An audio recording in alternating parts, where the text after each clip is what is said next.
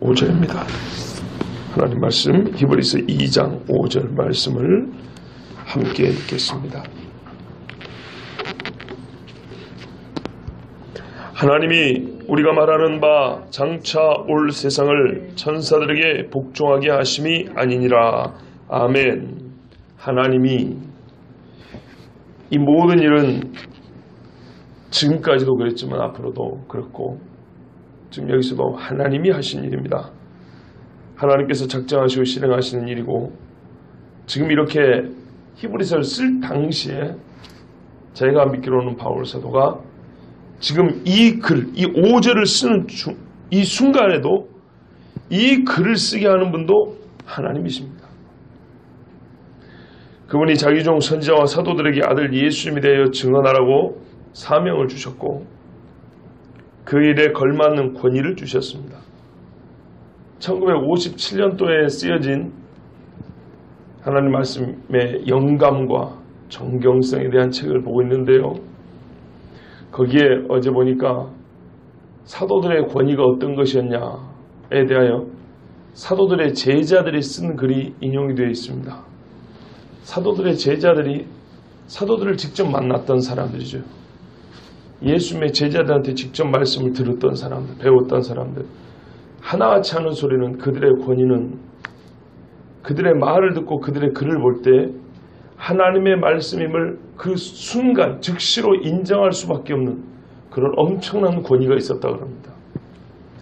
그러니까 여러분 저 같은 목사들이 아무리 소리쳐 불러오고 뭐 외치고 설교해 봐야 우리는 그 기록된 말씀을 다시 풀어 말하는 것이지만 물론 이 순간에도 하나님께서 성령을 함께 하심을 나는 분명히 믿지만 그때 당시 예수님의 제자들, 사도들은 무언가 특별한, 진짜 특별한 어제 보신 대로 표적과 기사들과 이적들이 있는 특별한 권위가 있었던 것이 확실합니다. 왜냐하면 그 사도들의 제자들 역시도 대단한 사람들입니다.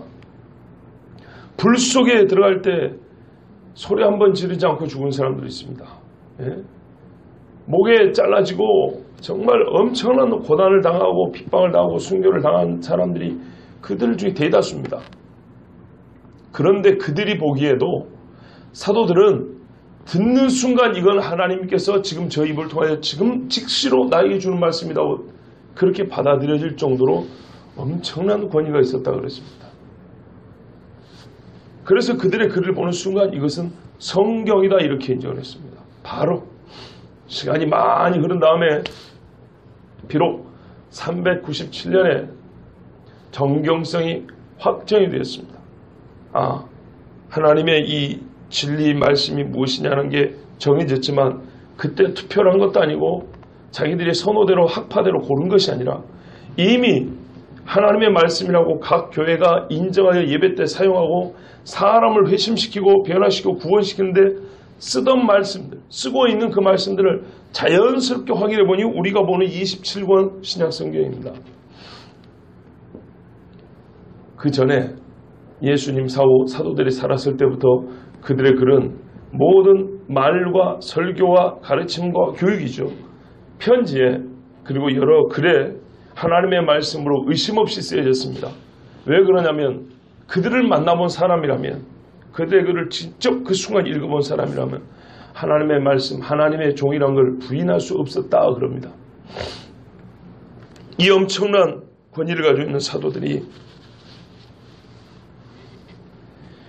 무엇을 하고 있냐면 하나님께서 주시는 바 말씀을 말하고 기록했는데요. 오늘 이 말씀도 역시 하나님이 주시는 말씀이라고 지금 기록하고 있습니다. 그런데 하나님이 무엇을 주셨냐? 우리가 말하는 바.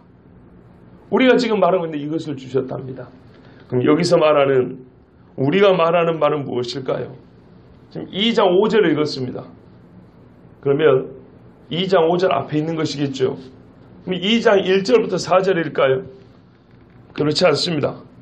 여기서 말하는 우리가 지금 말하고 있는 바, 우리가 지금 말하고 있는 이것은 2장 1절에서 4절이 아니고 1장 4절에서 14절입니다. 1장 4절부터 14절까지가 무슨 내용이냐? 예수 그리스도 하나님의 아들이 천사보다도 뛰어나고 우월한 비교할 수 없는 비교 우위 7가지가 기록되어 있습니다. 그래서 최종적으로는 천사는 종이고 그리스도는 주인이다, 왕이다. 이래서 1장 14절에 마무리되고 있습니다. 이것이 우리가 지금까지 말하고 있는 바입니다. 그러면 2장 1절에서 4절은 뭐냐? 소위 말하는 괄호를 묶을 수 있는 삽입구입니다. 말하다가 잠깐 딴 이야기를 좀 하고 다시 돌아온 거예요. 2장 5절에서. 그러니까는 지금 예수 그리스도 하나님의 아들이 천사보다 얼마나 뛰어나고 탁월하고 존귀하신지 아직 안 끝났어요. 계속 이야기하고 중입니다. 그런데 우리도 이야기하는 중에 어떤 중요한 사항이 있으면 중간에 한번 말을 하죠. 그런 다음에 다시 돌아오죠.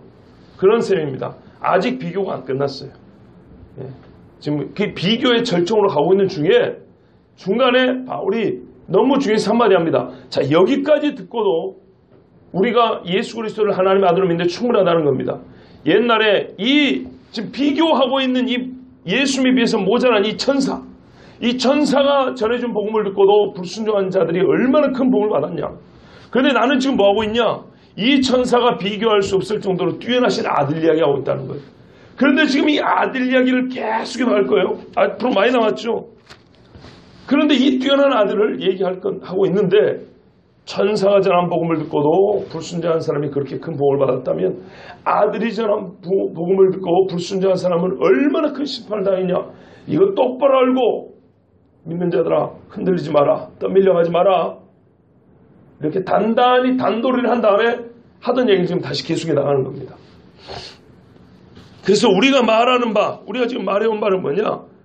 1장 4절에서 14절까지 결국 모든 천사들은 섬기는 영으로서 구원받을 상속자들 위하여 섬기라고 보내심이 아니냐. 천사들은 그렇다는 거예요. 그러면 장차 올 세상은 천사들에게 복종하게 하신 것이 아닌 게 분명하다. 왜요? 천사는 복종하는 종인데 어떻게 이 장차 올 세상이 천사에게, 이 종에게 복종을 하겠습니까? 주인에게 복종을 해야 되겠죠. 그죠? 말하자면 이 세상에서 주인을 섬기는 종이 천사지 이 세상이 어떻게 천사 발 아래에서 엎드리고 좋아하겠냐 이 말입니다. 이거는요, 예상되는 반론에 대한 답변을 하면서 예수님과 천사를 비교하는 겁니다. 사람들이 이렇게 말할 겁니다. 유대인들은 선지자를 중요시 여긴다 했지만 선지자보다 뛰어난 이가 천사죠. 그래서 천사를 아주 존귀하게 봅니다. 실제로 이스라엘 역사에 천사들이 도와준 게 얼마나 많습니까? 이것은 뭐 지난 몇 시간 전에 이미 다 들었던 이야기입니다. 이 권능 있는 천사, 그리고 이스라엘 역사에 많은 도움을 줬던 천사. 그런데 이 천사는 적어도 죽지 않는단 말입니다. 사람에게서 해를 당하지 않아요. 그런데 지금 바울 당신이 하고 있는 얘기는 이 땅에 육신 와서 사람에게 잡아 죽임을 당한 한 인간을 얘기하고 있지 않냐 이 말이죠. 그렇죠. 아들 이야기라고 한다 하지만은 결국에는 죽은 사람 이야기, 그 사람 이야기를 하고 있지 않냐는 거죠. 낳은 아들이라면서 사람이잖아. 사람이 어떻게 천사보다 뛰어날 수 있겠냐 이 이야기입니다. 그래서 다음에 다시 보겠지만 6절부터 8절까지 매우 중요한 이야기를 합니다. 그리고 9절이 또 소결론인데요. 6절부터 8절까지 시편 8편을 인용합니다. 시편 8편은 사람 이야기입니다. 여호와 우리 주여 주의 이름이 온 땅에 어찌 그리 아름다운지 하면서 하나님을 찬송하는데요. 왜 찬송하냐?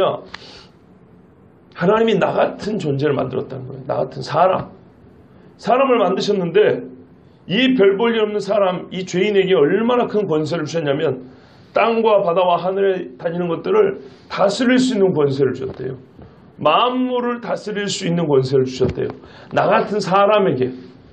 그래서 하나님, 나 같은 인간에게 이렇게 큰 은혜를 베푸시다니요. 주의 영광이 온 땅에 가득합니다. 그래서 이제 하나님을 막 더 찬양하는 거예요. 그런데 이 시편 8편은 예언입니다. 사람에 대한, 즉 우리 존재의 미약함과 또한 존귀함에 대하여 미약한 존재이지만 이렇게 존귀하게 해주심에 대해 하나님을 찬양하는 것이지만 동시에 이거는 사람 이야기죠. 사람이 무엇이간데 인자가 무엇이간데 이렇게 두 개 되어 있습니다. 이 말은 예수님에 대한 말씀이기도 합니다. 예수님은 사람이었습니다. 그런데 시편 8편은 이게 잘 보셔야 됩니다. 겉보기에는 사람에 대한 감사입니다. 사람이 이렇게 미약한데 이렇게 존귀하게 해주셨다는 거예요. 근데 실제로 가만 보면 인간의 삶은 이토록 존귀하지 않아요. 미약할 뿐이지. 그렇습니다. 실제로는 만물이 그 발 아래 복종한다고 하는데 복종하지 않아요. 인간에게 어떻게 만물이 복종할 수 있겠어요? 그럼 어떤 사람에게 해당되냐? 예수님에게 해당되는 이야기예요. 예수님이 이 땅에 인간으로 오셨습니다. 낮고 천하게 오셨죠. 사람의 모양으로 오셨습니다. 그죠? 완전한 인간으로 오셨습니다. 그런데 그는 또 인자라고 불렸습니다. 누가 사람인 걸 몰라서 사람의 아들이라고 불렀을까요? 인자. 인자는 이중수입니다. 하나님의 신성을 감추면서도 그 인성을 입었기 때문에 그 신성이 더 존귀케 돼요. 그 신성과 결합한 인성이 존귀케 되어 나중에 수많은 피조물, 모든 피조물에게 존귀함을 받는 그 사람을 가리킬 때 인자라고 합니다. 그게 다니엘서 7장의 말입니다. 인자가 있는데 말이죠. 흰옷을 입고 하고 영원부터 계신 이에게 권세를 받아가지고 만국을 심판하더래요. 누가? 인자가. 사람의 아들이. 그래서 인자는 예수님이 자기를 가리켜 인자입니다. 우리말로 보면 쓸데없는 말의 반복입니다. 사람의 아들, 사람의 아들, 사람의 아들 이런 뜻입니다. 나 사람이 이런 말입니다. 바보가 아니고서야 누가 자기를 가리켜서 옛날에 전두환 대통령은 본인이 이랬는데 자기를 가리켜서 나 사람이 이렇게 말하겠습니까? 이 말은 다니엘서에 나온 인자를 가리키는 겁니다. 나는 누구냐? 사람이라는 거예요. 나 진짜 사람. 그런데 어떤 사람이냐? 이 사람이 가리키는 바가 낮아진 하나님, 그래서 육체를 입고 와서 죽기까지 복종하셔서 다시 높아지는 100% 사람이다 100% 하나님인 예수님을 말하는 겁니다.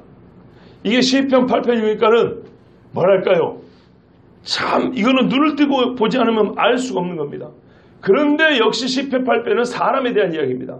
새벽부터 좀 복잡한 얘기 같지만 이렇게 생각하면 돼요. 하나님의 아들이 완전 사람이고 완전히 하나님이세요. 그런데 그 완전 사람인 하나님의 아들을 노래했다고 봐보세요. 그는 그래서 존귀함을 받았어요. 그런데 동시에 이거는 누구에 대한 노래라고요? 그냥 사람에 대한 노래라고요. 그럼 우리가 어떻게 되냐? 또 존귀함을 받는다는 겁니다. 왜요? 하나님이 사람이 되어가지고 그 사람의 육체를 입은 상태에서 존귀함을 받았다 이 말이죠. 그런데 우리를 그 존귀함을 받은 예수님과 연합해가지고 예수님이 입은 부활 육체와 똑같이 변형시켜준다 그랬어요. 그 변화된 육체는 똑같은 영광과 존귀함을 받는다는 얘기입니다. 이 감추어진 비밀이 시편 8편에서 읽혀져야 되는데 혹시 지금 부족하면 다음에 다시 6절 이하를 읽으면서 다시 한번 말씀드리겠습니다. 답이 여기 나오는 거예요. 야, 예수는 사람이었잖아. 천사는 육체를 입고 죽지는 않았다. 예수는 죽었잖아. 그렇지. 시편 8편을 기억하십니까? 시편 8편에 사람 이야기 하잖아요. 사람이 어떻게 만들었냐면 거기 분명히 천사보다 조금 못하게 만드시고 이렇게 돼 있어요. 그래 당신 말 맞다는 천사보다 못하다고 돼 있다. 그런데 그 사람이 어떻게 된다고 돼 있냐? 나중에는 만물이 그 발 아래 복종한다고 돼 있다. 만물이. 그런데 어떻게 천사보다 못하다고 할 수 있겠냐? 사람이 천사보다 낫다는 얘기입니다.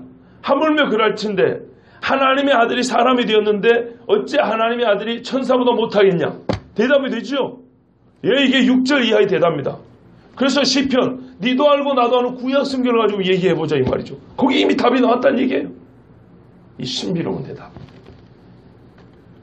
그런데요, 이 6절에 가기 전에 미리 결론을 얘기해 준 거예요. 5절은 우리가 말하는 바가 뭐냐? 지금까지 1장 14절까지만 보더라도 지금까지 말해왔던 게 뭐냐? 결국에는 장차 올 세상에는 천사들이 다스리는 세상이 아니고 그 아들이 이 세상을 다스린다고 하지 않았더냐. 왜냐면요, 1장 4절부터 14절의 말씀은 천사보다 존귀한 이야기인데 전부 다 이 땅에서 종으로서 사역할 때 예수님의 그 우월함보다는 종의 사역을 완수하시고 난 다음에 소위 신학적으로 승귀라고 그럽니다. 귀한 몸으로, 영광스러운 몸으로 올라간 이후에 그가 받을 빌립보서 말씀대로 영광의 이름에 대한 그 영광의 이름을 가지고 천사와 비교한 겁니다. 이 땅에서 살면서 인자는 머리 둘 곳 없다. 이때 예수님을 가지고 천사와 비교한 게 아니고 이 일을 다 완수하시고 난 다음에 부활 승천하신 그 예수님의 영화롭게 된 모습을 가지고 천사와 비교한 것입니다. 그렇기 때문에 이 사람이자 하나님이신 아들 예수가 이렇게 승귀를 입은 다음에는 우리가 천사하고 비교를 한다고 할 때 천사가 감히 이 아들과 비교가 되겠느냐? 천사는 부리는 영으로 구원받을 사람을 섬기라고 보낸 종이다. 그러므로 이 올라간 예수가 앞으로 다스릴 세상, 앞으로 올 세상에서는 그가 통치자지 천사가 통치자가 아니다 하고 소결론을 낸 겁니다. 그리고 혹시라도 아까처럼 그래도 천사는 죽은 적이 없다 이렇게 비교를 또 누군가 반문할 것 같으면 아이 답답한 사람 시편 8편을 보라 하고 6절 이하에 이렇게 대답을 해놨단 말씀입니다. 자, 그런데 오늘은 이제 2장 5절에서요 풀어야 될 숙제가 하나 있어요. 그게 뭐냐면 장차 올 세상이 뭘까요? 왜 옛 세상? 그럼 장차 올 세상 현재의 세상이 아니잖아요. 현재의 세상에서는 왜 하나님의 아들이 이 세상을 바꿔 말할까요? 이 세상이 하나님의 아들에게 복종하지 않은 것이라고 지금 설명하는 걸까요? 그렇지 않습니까? 장차 올 세상은 천사가 아니고 그 아들에게 복종한다면서요. 그러면 지금 이 세상은요, 그 아들에게 복종하고 있지 않은 거죠. 그렇지 않습니까? 8절에도 봐보세요. 히브리서 2장 8절 후반부에도 지금 우리가 만물이 아직 그에게 복종하고 있는 것을 보지 못하고, 여기서 그는 아들 예수님입니다. 아들 예수님에게 복종하지 않는데요. 지금은 이게 참 그래서 어렵습니다. 2장이 무지하게 어려운 말씀입니다.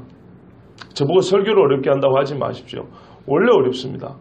로마서를 보면 지난 주일에도 한 목사는 무지하게 많이 꼰다. 혹은 누가 이렇게 질문할 수 있겠지요. 혹 이렇게 질문한다면 그런데 본문이 그렇게 돼 있어요. 로마서 본문 구조가. 그렇게 말하면 또 누군가 그렇다고 그를 질문하지 않겠느냐. 이런 식으로 본문이 그렇게 돼 있어요. 질문과 대답으로 돼 있습니다. 깊으면 깊을수록 사람들이 의문이 많아지게 되고요. 이해가 어렵기 때문에 자꾸 가다가 태클을 거는 질문들이 많습니다. 그에 대한 대답을 해주면서 하나씩 파들어가는 겁니다. 자, 8절은 또 8절 가서 보기로 하고요. 일단 5절에 장차 올 세상은 지금 세상이 아닙니다. 그 세상은 완전하게 하나님의 아들에게 복종하는 세상입니다. 그러면 여기 장차 올 세상이 무엇일까요? 여기서 중요한 세상입니다. 첫 번째로 세상은요, 요한복음 3장 16절 아시죠? 대표적으로 세상, 코스모스입니다. 우리 말하는 우주, 보이는 이 물리적인 세상입니다. 밟고 사는 땅, 이런 걸 말합니다. 하나님 세상을 처럼 살아가서 그냥 땅입니다. 그냥 땅이라기보다는요, 그냥 이 지구, 우주, 이걸 말합니다. 물리적인 세상. 두 번째는요, 마태복음 12장 32절에 또 누구든지 말로 인자를 거역하면 사하심을 얻되 누구든지 말로 성령을 거역하면 이 세상과 오는 세상에서도 사하심을 얻지 못하리라 할 때 이 세상, 이거는 우주 코스모스가 아니고 아이온이라고 합니다. 세대. 시간의 선이 이렇게 딱 있어가지고 구별된 다른 시대의 세상. 2차 대전 전과 2차 대전 후로 나는 것 같이, 6.25 전과 후로 나는 것 같이 이런 시간적인 구별이 있는, 말하자면 세대로서의 세상을 말합니다. 히브리서 9장 26절에도 그리하면 그가 세상을 창조한 때부터 자주 고난을 받았어야 할 것이로되 이제 자기를 단번에 제물로 드려 죄를 없이 하시려고 세상 끝에 나타나셨느니라. 여기서 세상이 만약에 코스모스, 이 물리적인 세상이라면요, 세상의 낭떠러지 끄트머리 이런 뜻이 되어버립니다. 그런 것이 아니고 이 세대의 끝에, 그렇죠? 노아의 홍수 전 세상을 하면 베드로가 옛 세상이라고 그랬습니다. 그때나 지금이나 뭐 똑같이 바다에 있고 산 있는 거 똑같죠. 그때 말한 옛 세상의 끄트머리, 즉 홍수 직전에 그 타락한 시대를 얘기하죠. 자, 두 번째 세상은 뭐라고요? 세대, 시간의 구별에 있는 세상을 말합니다. 세 번째는요, 오이쿠메네라 그럽니다. 오이쿠메네. 이 오이쿠메네는 뭐냐면요, 말 그대로 땅인데 거주지로서의 땅을 말합니다. 사람이 사는 거주지로서의 땅. 예를 들면 성경에 오늘 우리 본문 이런 거예요. 그러나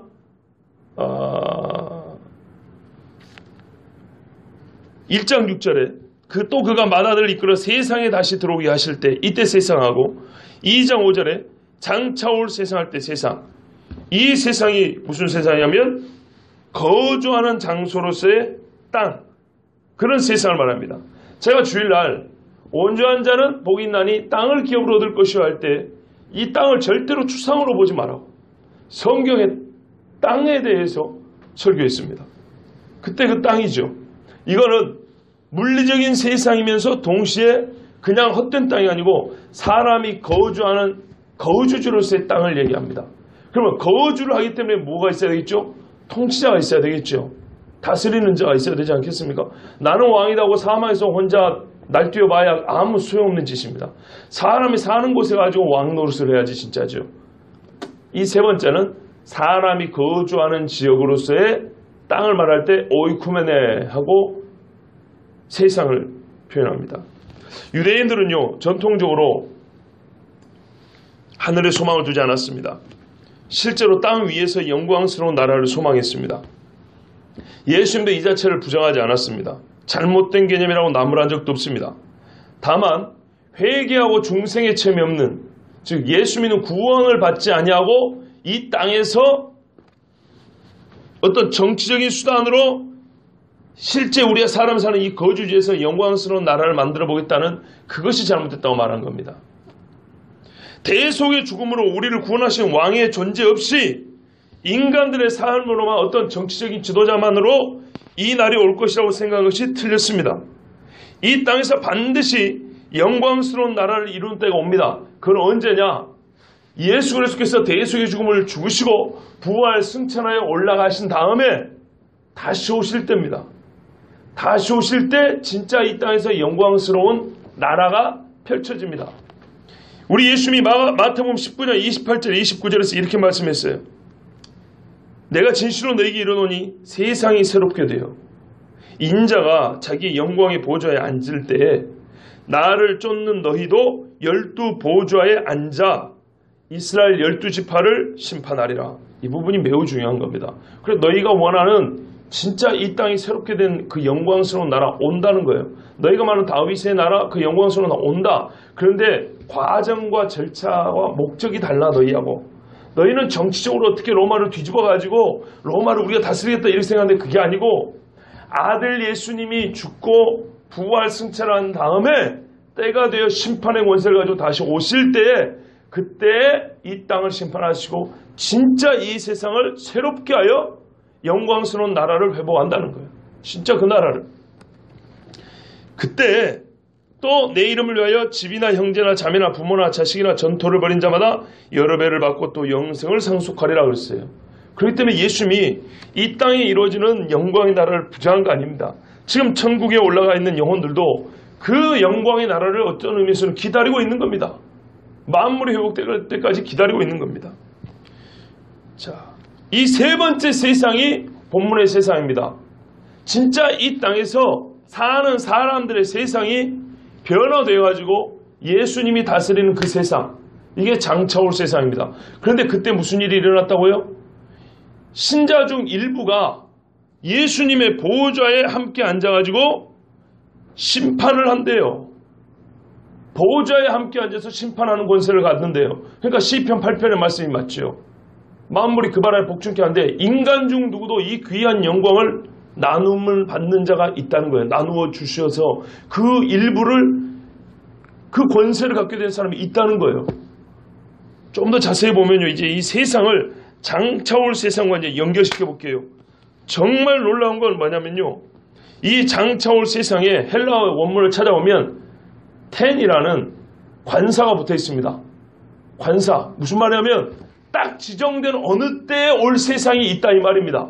그냥 지금 세상의 시간이 쭉 가다 보니까 세상이 바뀌어가지고 자연스럽게 바뀌어가지고 그러니까는 보세요. 평화로운 때에 가다가 시간이 쭉 가다 보니까 어느 때 전쟁이 일어나서 전쟁식으로 바뀌었어요. 그 전쟁을 쭉 하다 보니까 때로 지치고 휴전하고 뭐 한쪽은 지고 한쪽은 이기고 해가지고 다시 평화로운 시대가 왔어요. 이런 식으로 그런 의미가 아니고 이건 한 세상이잖아요. 그게 아니고 여기서 장차올 세상이라는 거는 지금 우리가 사는 세상과는 따로 떨어져 가지고 딱 대기된 뭐랄까요 VIP 손님을 위하여 준비된 음식이 있는 것처럼 다윗이 올 때까지 사무엘이 음식을 먹지 않았다 그랬어요. 그리고 다윗에게 준 음식을 따로 떼어나고 이렇게 맡겨둔 음식이 있다 그랬어요. 보십시오. 소 한 마리 같이 잡았는데 모든 사람이 먹을 음식 요리를 다 해놨어요. 근데 다윗에게 주려고 따로 떼어놓은 부분이 있다 그랬어요. 예를 들면 뭐 뒷다리 하나라고 합시다. 이 따로 떼어놓은 그것을 가져와라 그랬어요. 그것을. 이런 것처럼 따로 떼어놓은 세상이라는 거예요. 이 땅에 사람이 거주하는 세상은 세상인데 시기적으로 그리고 그 나라의 특별한 어떤 영적인 성격으로 볼 때 완전히 구별돼서 따로 떼어놓은 거래요. 지정된 그 세상이 있답니다. 이게 언제일까요? 무엇일까요 도대체? 저는 우리가 사는 세상과 구별되지만 여전히 이 사람들이 우리가 이 땅에 사는 사람들이 여전히 거주하는 세상이지만 따로 구별된 세상 이거를 성경에 찾아보면요 천년왕국입니다. 천년왕국에 대하여 여러 가지 학설이 있고 이론이 있습니다. 이거는 그냥 추상적일 뿐이다. 영적인 의미일 뿐이다. 아니다 실제다. 그러지만 저는 그 많은 학설 중에 여러 이론 중에 정통개혁, 우리나라의 정통개혁신학자는 박형룡, 박윤선 이런 목사님들입니다. 혹시 우리 장로님들 들어보셨는지 모르겠는데요. 그 선배 목사님들 따라 저는 잘은 아직 모르지만 전천년, 역사적 전천년설을 따릅니다. 이건 무슨 말이냐면 실제로 이 땅에 천년왕국이 있다는 얘기입니다. 실제로 있다는 얘기입니다. 이 세상이 아주 조화잡고 있는 게 아니고 구별된 오늘 말처럼 헬라어 관사가 붙은 지금 우리가 사는 세상이 의료기술이 좋아지고 과학이 발전하고 수명 한 200살쯤 사는 그런 세상이 아니라 이 세상과 구별된 예수님이 오셔갖고 다스리는 딱 지정된 바로 그 세상 천년왕국이 있다 이 말입니다. 이 천년 동안 지속될 왕국에 예수님이 직접 통치하고 그 구원받은 그때 구원받을 중에 일부가 예수님과 함께 왕권을 가지고 다스린다고 되어 있습니다. 시편 8편의 말씀과 정확히 일치합니다.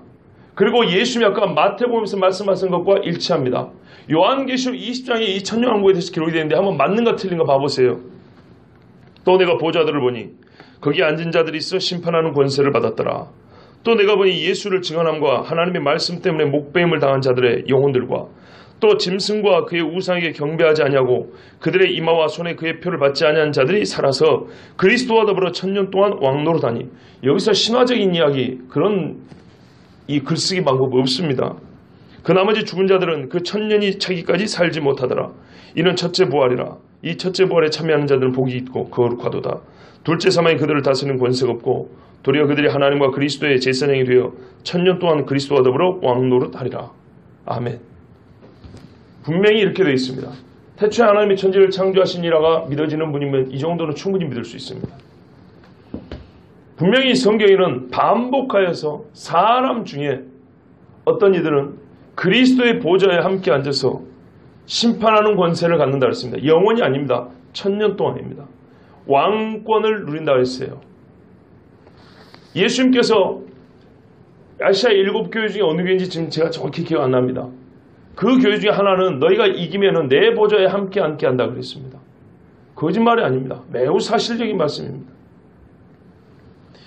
아까도 말씀드렸지만 뒤에서 나오는 6절에서 9절까지 말씀이 이 5절 말씀을 지지합니다. 다시 한번 말씀드리면 이 시편 말씀이 1차적으로 사람에 대한 이야기인데 사람은 천사보다 조금 낮게 지어졌으나 후에는 더 큰 영광과 존귀를 얻는다고 합니다. 사람이요. 사람 스스로 이러한 대우를 받을 공로나 명분이 없음은 우리가 다 알고 있습니다. 그러나 예수 그리스도와 연합한 자로서는 가능합니다. 시편 8편은 사람으로 오셔서 죽기까지 낮아지셨으나 부활 승천하여 영광과 존귀를 얻으신 그리스도를 예언했습니다. 그는 사람이었고 지금도 사람이고 사람의 육체를 갖고 계시고 그 육체를 가지고 분명히 다시 오신다고 그랬습니다. 그래서 그를 믿는 육체인 우리 같은 이 사람도 그와 같이 변화된 육체를 입고 영광과 존귀를 얻는다는 이 이중의 비밀을 말씀하고 있는 게 시편 8편입니다. 사람에 관한 이야기로 보이지만 사람이신 예수님에 관한 이야기요. 그래서 결국 사람에 대한 이야기입니다. 사람이신 하나님과 처음부터 사람인 우리 사람이 함께 세상 나라를 다스릴 때가 성경에 기록된 데에 그 나라가 언제냐? 오직 유일하게 기록된 그때가 그 세상이 성경에 1000년 동안 다스린다고 하는 쉽게 개념하면 천년왕국이라는 그때입니다. 어느 때의 천사 중 누구에게 내가 네 원수로 내 발등상이 되게 하기까지 너는 내 우편에 앉아있으라 하셨느냐. 모든 천사들은 섬기는 영으로서 구원받을 상속자들을 섬기라고 보내심이 아니냐. 그렇습니다. 하나님이 우리가 말하는 바 장차올 세상을 천사들에게 복종하게 하심이 아닙니다. 그들은 섬기라고 그랬습니다. 그때 인간이 천사보다 높아지는 겁니다. 이게 얼마나 감격스러운 건지 한번 생각해 보십시오. 지금은 천사가 나타나면 부들부들 떠는 존재가 우리 사람인데 그때는요 천사가 수종든다니까요. 네? 자고 있는 베드로를 툭툭 치면 야 일어나 빨리 가자 이 정도가 아니고요. 보호자에 앉는 베드로 앞에 천사가 음식 나른다 이런 말입니다. 이게 쉽게 상상이 안 되지만 성경에 말하는 비밀이 이거예요. 이 정도까지예요. 그래서 나중에는 성경이 보면 뭐라냐면 천사들도 알기를 바랐고요. 부러워하는 것이라고 했어요. 네? 천사들이 부러워하는 바라고 했어요. 이 자녀들이 받는 권세에 대하여 천사들도 알기를 바랐고 부러워하는 바라고 했어요. 1장에서 말한 아들이 천사보다 훨씬 뛰어난 이름을 얻는 그 세상, 그리스도를 위하여 죽은 자들이 천사보다 더 아름다운 기업을 얻는 그 세상은 오직 하나님의 아들 예수 그리스도와 그를 위하여 환난의 때에 순교하며 신앙의 정절을 지킨 사람들에게 복종하라고 하셨습니다. 그 세상은 이런 사람들에게 복종하라고 하셨습니다. 저는 진짜 바라는 것은 저와 여러분이 그 나라, 그 세상에서 그리스도와 함께 보좌에 앉는 것입니다. 이거는 성경이 약속하신 바입니다. 여러분 혹시 의심스럽거나 욕심이 안 나면 욕심 안 나서 괜찮아요. 거기 가서 그냥 같이 사는 것만 해도 충분하죠. 그런데요, 저는 그 보좌에 함께 앉고 싶습니다. 사람에게 주어진 최고의 영광스러운 그 자리, 그 시간, 난 한번 맛보고 싶습니다.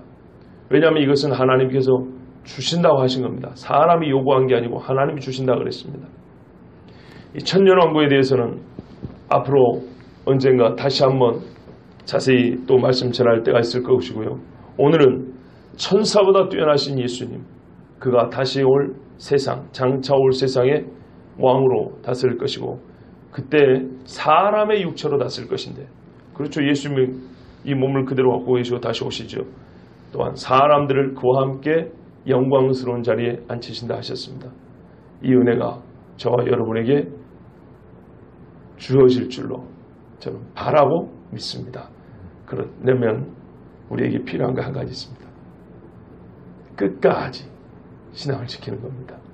혹 우리 생전에 환난의 때가 오고 배도의 때가 온다 할지라도 절대 거기에 휩쓸리지 아니하고 신앙의 정죄를 지키는 것입니다. 꼭 지키셔가지고 우리 함께 그 나라 그 보좌에 함께 앉기를 바랍니다. 기도하겠습니다.